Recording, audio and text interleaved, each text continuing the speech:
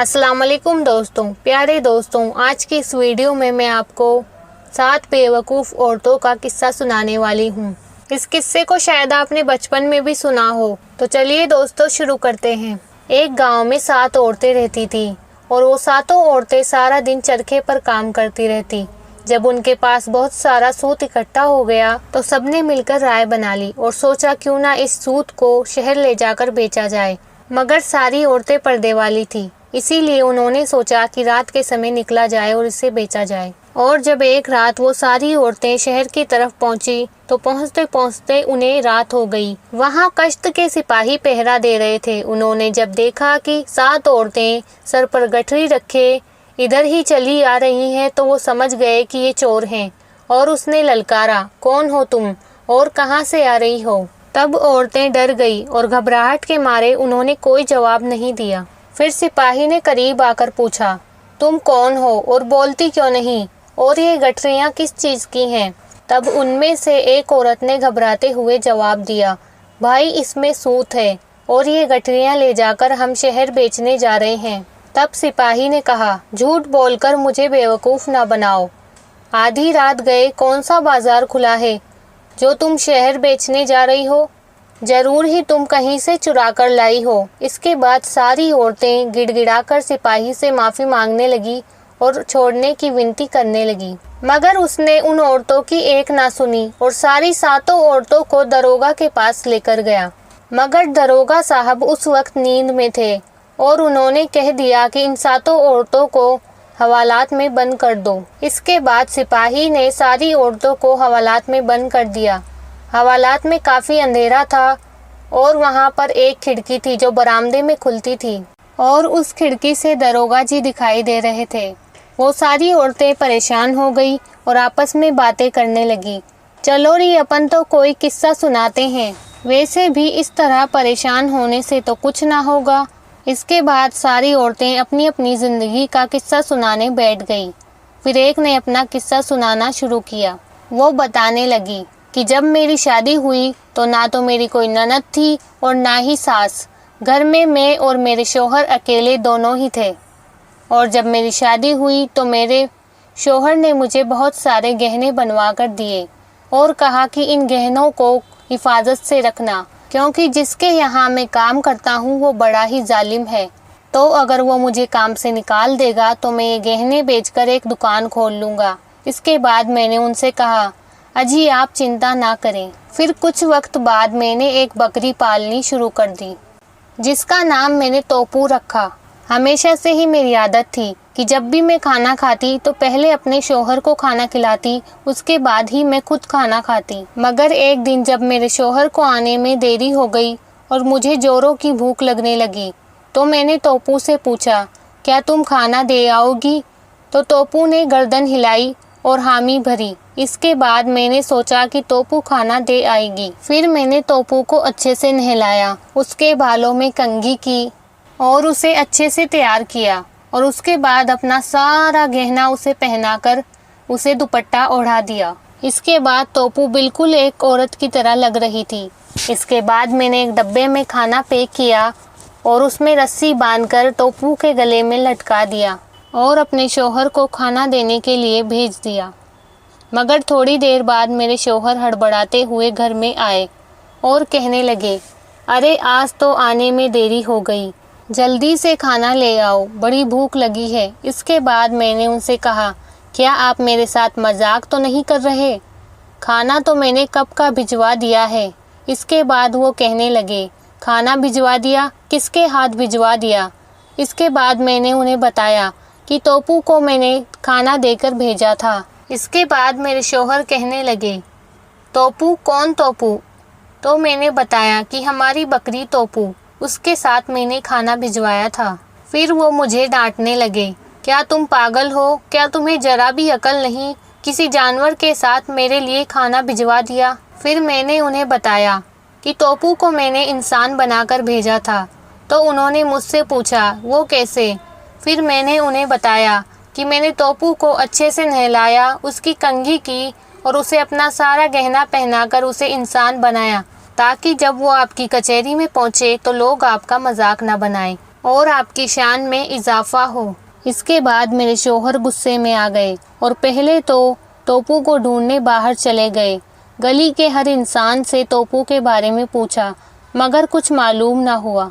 इसके बाद मेरे शौहर वापस से घर आए और इतनी छोटी सी बात पर मुझे निकाल दिया। बताओ भला, ये भी कोई बात हुई? इतनी छोटी बात पर मुझे घर से निकाल दिया। इसके बाद दूसरी औरत ने अपना किस्सा शुरू किया। वो कहने लगी, मेरे शौहर बहुत ही पैसे वाले थे, मगर वो तिजारत करते थे। काम के सिलसिले में उन्हें बाहर जाना पड़ता था। वो 6 महीने बाहर रहते और 6 महीने के लिए घर आ जाते। मेरी शादी को अभी 2-3 महीने ही हुए थे कि उन्हें बाहर जाना पड़ा और मेरी तन्हाई के डर से उसने मेरी माँ को बुलवा लिया और पूरे साल भर का राशन घर में जमा करवा दिया और कुछ पैसे दिए। और इसके अलावा भी 20 रुपये ईद उल फित्र के और 20 रुपये शबराती के और 20 रुपये मुहर्रम के दिए और 20 रुपये बकराईद के भी दिए। जब वो चले गए तो मैंने अम्मा से पूछा, अम्मा क्यों ना जिन जिन के वो पैसे देकर गए हैं उन्हें आज ही वापस कर दूं। इसके बाद अम्मा ने कहा, क्यों नहीं बेटा, जैसी तुम्हारी इच्छा हो। फिर मैं बाहर जाकर गली में खड़ी हो गई। थोड़ी देर बाद वहाँ से एक आदमी गुजरा। मैंने उससे पूछा, क्या तुम शबराती हो? उसने कहा, नहीं। मगर तुम्हें शबराती से क्या काम है? मैंने उससे कहा, मेरे शौहर शबराती के लिए 20 रुपये देकर गए हैं, बस यही उसे देने हैं। इसके बाद वो आदमी कहने लगा, हाँ हाँ मैं ही शबराती हूँ, लाओ ये पैसे मुझे दे दो। तो मैंने 20 रुपये उसे दे दिए। फिर कुछ देर बाद एक आदमी नजर आया। मैंने उससे कहा, क्या तुम ईदू हो? उसने कहा, हाँ मैं ईदू हूँ। मैंने उसे भी 20 रुपये दे दिए। और इसी तरह एक और आदमी गली से गुजरा तो मैंने उससे कहा, क्या तुम रमज़ान हो? तो उसने हामी भरी। इसके बाद मैंने 20 रुपये उसे भी दे दिए और इसी तरह मैंने उन सब के पैसे लौटा दिए जिन जिन के पैसे मेरे शौहर मुझे देकर गए थे। इसके बाद हम दोनों माँ बेटी बहुत ज़्यादा खुश थे कि चलो जिन जिन का कर्जा मेरे मियाँ पर था उन सब का कर्जा आज चुकता हो चुका है। मेरे पास बहुत सा राशन रखा था, इसीलिए मैंने मोहल्ले के लोगों से कह दिया कि जिसे भी अगर कोई चीज़ की ज़रूरत हो तो वो यहाँ आकर ले जाए। इसके बाद जब भी किसी को राशन चाहिए होता मोहल्ले में से तो वो वहाँ जाकर ले लेता। इसके बाद धीरे धीरे पूरा राशन खत्म हो गया। फिर मैंने अपने शौहर को एक चिट्ठी लिखकर भेजी कि अगर तुम यहाँ ना आए तो मैं मर जाऊंगी। इसके बाद ये चिट्ठी पढ़ते ही मेरे शौहर तुरंत घर वापस आ गए और घर आकर पूछा, घर का सारा सामान कहाँ है? क्या घर में चोरी हो गई है? फिर मैंने उन्हें बताया, नहीं चोरी नहीं हुई है, मोहल्ले के पास कुछ सामान की कमी थी तो मैंने उनसे कह दिया कि वो यहाँ आकर ले सकते हैं और जिन जिन के पैसे आप मुझे देकर गए थे मैंने उन सब को पैसे लौटा दिए हैं। 20 रुपये शबराती को दिए, 20 रुपये ईदू को दिए, 20 रुपये रमज़ान को दिए और 20 रुपये मुहर्रम को दिए। इस तरह मैंने आपका कर्जा भी चुका दिया है। इसके बाद मेरे शौहर अपना सर पकड़कर एक कोने में बैठ गए और इतनी छोटी सी बात पर मुझे घर से निकाल दिया। इसके बाद तीसरी औरत ने अपनी आपबीती सुनानी शुरू कर दी। वो कहने लगी, अभी मेरी नई नई शादी ही हुई थी और मेरे शौहर को मेरे बनाए पकवानों में शीरा सबसे ज़्यादा अच्छा लगता था। जब भी मैं शीरा बनाती तो वो मुझसे कहते कि तुम इतना कम शीरा क्यों बनाती हो, मेरा ठीक से पेट भी नहीं भर पाता। अगली बार जब शीरा बनाओ तो थोड़ा ज़्यादा बनाना ताकि मेरा पेट अच्छे से भर सके। उनके इस तरह बार बार शिकायत करने पर मैंने सोचा कि आज तो बहुत सारा शीरा बनाया जाए। फिर मैंने एक कुएं में सूजी डाली और चीनी डाली और साथ में घी डाल दिया और एक बांस लेकर उससे हिलाने लगी। इसके बाद मैंने उसमें मीठा चखा। मीठा चखने पर मुझे लगा कि ये तो फीका है। फिर उसमें मैंने और चीनी डाली। फिर मैंने मीठा चखा तो फिर भी वो मीठा नहीं हुआ और वो फीका ही था। इसके बाद खूब सारी चीनी डालने के बावजूद भी जब मीठा ना हुआ तो मैंने अपने सोने के कंगन गिरवी रखे और बहुत सी शक्कर खरीदी। इसके बाद वो शक्कर मैंने कुएं में डाल दी और फिर चखा और इस बार जाकर कुछ मिठास मेरी ज़बान पर आई। और जब मेरे शौहर घर पर आए तो मैंने उनसे कहा कि आज तो मैंने आपके लिए खूब सारा शीरा बनाया है, आप जी भर कर शीरा खाएं। ये सुनते ही उन्होंने कहा, अरे तो देर किस बात की, लाओ ले आओ शीरा। इसके बाद मैंने कुएं में एक बाल्टी डाली और बाल्टी भरकर शीरा निकाल लिया। फिर मैंने एक कटोरी में डाला और चम्मच भरकर अपने शौहर के मुंह में दी। चम्मच मुंह में जाते ही मेरे शौहर चिल्लाने लगे और कहने लगे, अरे पागल औरत, ये क्या कीचड़ मुझे खिला दिया है। फिर मैंने उनसे पूछा, क्या हुआ? मैंने तो आज आपके लिए कुआं भरकर शीरा बनाया है और उसके लिए मैंने अपने सोने के कंगन भी गिरवी रख दिए हैं, और आप कहते हैं कि मैंने आपको कीचड़ खिला दिया। इसके बाद मेरे शौहर ने मुझे घर से बाहर निकाल दिया। बताओ भला, ये भी कोई बात हुई? इसके बाद चौथी औरत अपनी ज़िंदगी की कहानी सुनाने लगी और वो कहने लगी, बहन, मेरे शौहर बहुत ही पैसे वाले थे और हमारे घर में खाने पीने की कोई कमी नहीं थी, जेवरातों की भी कोई कमी नहीं थी। मगर मेरी एक आदत थी कि मैं 15-15 दिन तक अपने बालों में कंघी नहीं किया करती थी, और मेरी इसी आदत की वजह से मेरे शौहर मुझसे कहा करते थे कि तुम ना तो खुद कंघी करती हो, ना ही साफ सुथराई से रहती हो, और ना ही घर को साफ रखती हो। तुमसे बेहतर तो घर की लौंडियां साफ सुथरी रहती हैं। मेरे शौहर के यहाँ बहुत बड़ा कारोबार था और गोदामों में सामान रखा हुआ था। मेरे शौहर को 2 दिन के लिए किसी काम से बाहर जाना पड़ा। फिर मैं अपने शौहर की बातों से तंग आ गई थी और फिर मैंने गोदामों से चूने की बोरियां मंगवाई और पूरे घर को सफ़ेदी से रंग दिया, और मैं खुद भी इत्र की शीशियों को बाल्टी में उड़ेलकर उनसे नहा ली। और फिर जब मेरे शौहर घर आए तो उन्होंने मुझसे पूछा, क्या हुआ, कहीं कोई इत्र की शीशी गिर गई है क्या? इत्र की खुशबू इतनी तेज थी कि उन्होंने घर की सफ़ेदी पर ध्यान ही नहीं दिया और सीधा कमरे में मेरे पास आकर पूछने लगे कि कहीं कोई इत्र की शीशी तो नहीं गिर गई। इस पर मैंने उनसे कहा, अरे नहीं नहीं, आपकी रोज़ाना की शिकायत से मैं तंग आ चुकी थी, इसीलिए मैंने पूरे घर को सफ़ेदी रंगवा दी है और मैं खुद भी इत्र की शीशियों से नहाकर आई हूँ। बस ये बात सुनी और मेरे शौहर को गुस्सा आ गया और मुझे अपनी माँ के यहाँ छोड़ दिया और मुझे घर से निकाल दिया। बताओ भला, ये भी कोई बात हुई? इसके बाद 5वीं औरत ने अपनी आप बीती सुनानी शुरू कर दी। वो कहने लगी, अरे बहनों, मेरे मियाँ को तो परदेश जाना होता था। मेरी शादी को भी 3-4 महीने ही हुए थे कि उन्हें फिर से परदेश जाना पड़ा और मैं अपने शौहर से कुछ पलों की दूरी भी बर्दाश्त ना कर सकती थी। इसीलिए मैंने उनसे पूछा, क्या मैं भी आपके साथ चल सकती हूँ? तो उन्होंने मना कर दिया। कहा कि जहाँ मैं जाता हूँ पहले रास्ते में दरिया आता है, फिर रास्ते में दरिया आता है। इसके बाद मैं चुप हो गई और मेरे शौहर चले गए। रात तो मेरी कैसे जैसे निकल गई, मगर जब दिन हुआ तो मेरा दिल न लगा। मैंने लौंडी से कहा कि मुझे मेरे शौहर के पास लेकर चलो। फिर लौंडी ने मुझसे कहा, सुना नहीं आपने, वो बहुत दूर जाते हैं और रास्ते में दरिया आता है, फिर कश्ती से जाना पड़ता है। फिर मैंने उससे कहा, तो क्या हुआ, हम घर में ही दरिया बना लेते हैं। फिर मैंने सारे जेवर बेचकर घर में पानी भरना शुरू किया, मगर फिर भी पानी ना आया। इसके बाद मैंने गांव वालों से खूब पूछा कि क्या तुम पानी भरवा सकते हो मेरे घर में, चाहे तो मेरा मकान गिरवी रख लो। फिर कैसे जैसे एक आदमी राजी हुआ घर में पानी भरवाने के लिए। इसके बाद उसने घर में पूरा पानी भरवा दिया। हमने खिड़की दरवाजे भी मरम्मत करवा के बंद करवा दिए और 2 घड़े पहले से ही बचाकर रखे थे ताकि दरिया पार कर सकें। इसके बाद मैं और लौंडी दोनों घड़ों में बैठ गए और कभी वो आगे जाती कभी मैं। इस तरह हमने दरिया पार करना शुरू कर दिया। फिर मैंने लौंडी से पूछा कि हमें पहुँचते पहुँचते अगर रात हो गई तो हम क्या करेंगे। फिर लौंडी ने कहा, कुछ नहीं, हम अपने घर की छत पर चले जाएंगे और हमसाई से मैं खाना ले आऊँगी। इसके बाद लौंडी ने मुझसे कहा, ये लो। बातों ही बातों में मियाँ साहब तक हम पहुँच भी गए। जैसे ही मैंने छत की ओर देखा तो वहाँ पर मेरे शौहर खड़े थे। फिर मैं अपने शौहर के पास गई और कहने लगी, आप तो हमसे मिलने आए नहीं, इसीलिए हम दोनों आपसे मिलने यहाँ चले आए। फिर मेरे शौहर ने गुस्से में कहा, पागल औरतों, ये क्या घर का हाल बना रखा है, पूरे घर में पानी ही पानी हो रखा है। मैं तो अपना कुछ जरूरी सामान भूल गया था, इसीलिए वही वापस लेने आया था।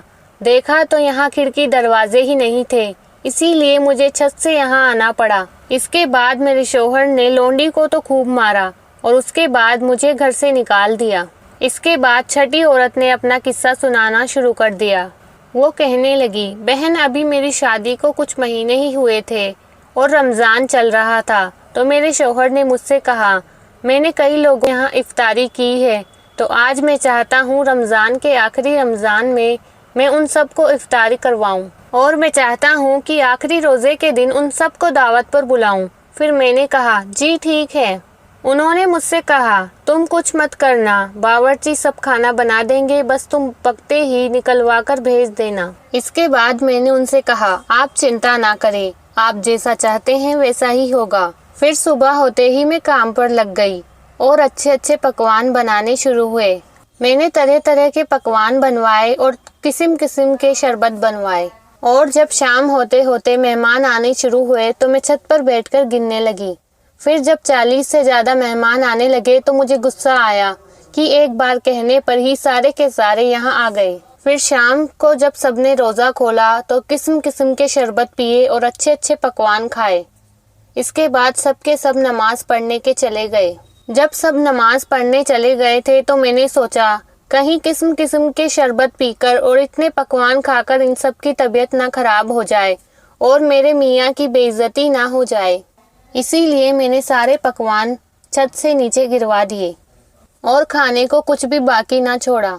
फिर जब सब नमाज पढ़कर आए और मेरे शौहर ने मुझसे पूछा कि खाना कहाँ पर है, तो मैंने उनसे कहा, मुझे लगा कहीं इतने सारे किस्म किस्म के शरबत पीकर इन सब की तबीयत ना खराब हो जाए, इसीलिए मैंने सारा खाना फिकवा दिया है। बस ये सुनना था कि मेरे शौहर ने मुझे घर से बाहर निकाल दिया और कहने लगे, तेरे जैसी बेवकूफ़ औरत की इस घर में कोई जगह नहीं है। इसके बाद 7वीं औरत अपना किस्सा सुनाने लगी। वो कहने लगी, बहनों में अपने 3 बहन भाइयों में सबसे बड़ी थी, मगर फिर भी मेरे लिए कोई रिश्ता नहीं आ रहा था। मेरा रिश्ता ना मिलने की वजह से अम्मा परेशान हो गई थी और फिर एक कम कमाई वाले इंसान के साथ ही मेरा रिश्ता तय कर दिया। अम्मा ने वैसे तो मुझे बहुत कुछ दिया था, मगर इतनी कम तनख्वाह होने की वजह से मेरा गुजारा ठीक से ना चल रहा था। फिर मैंने एक हमसाई को अपना दोस्त बना लिया और अपने गहने बेचकर अपना गुजारा कर लेती। फिर मेरा सारा गहना धीरे धीरे पूरा हो चुका था। फिर एक दिन अचानक अम्मा की तबीयत खराब हो गई। फिर मैं अपने शौहर के साथ अम्मा के यहाँ गई। हमारी लाख कोशिशों के बावजूद अम्मा ठीक ना हुई और इस दुनिया से चल बसी। इसके बाद बड़ी होने के नाते अम्मा का सारा काम करने की जिम्मेदारी मेरी थी। फिर मैंने अपने शौहर से कहा, घर की बड़ी बेटी होने के नाते अम्मा की सारी तदफीन और रस्मात मैं करूँगी। फिर शौहर ने मुझसे कहा, ठीक है, इसके लिए तुम्हारी अम्मा का कोई भारी सामान उठा लो।